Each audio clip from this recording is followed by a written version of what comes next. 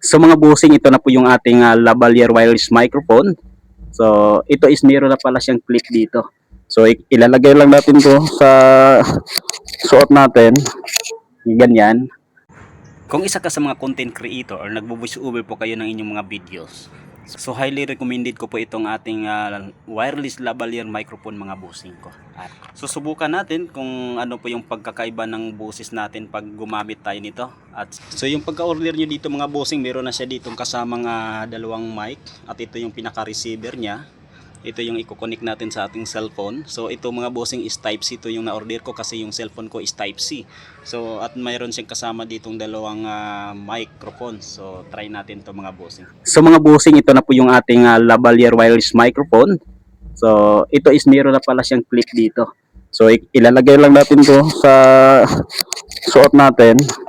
Ganyan, para hindi po tayo mahirapan sa pag-shoot ng mga video. Kung mahilig kayo mag-shoot ng video o mahilig kayo mag-voice over, so nakaipit lang po yan. So subukan po natin, mas dumistansya pa po tayo dito sa ating cellphone na ginagamit sa pag-video para malalaman natin kung kaya ba ng ating wireless microphone. So ayan, dumistansya po tayo ng konti.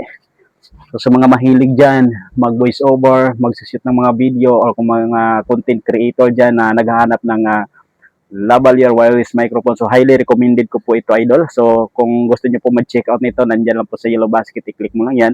And then try natin lumayo sa ating cellphone kung kaya ba niya o rinig pa rin ba yung boses natin sa medyo malayo.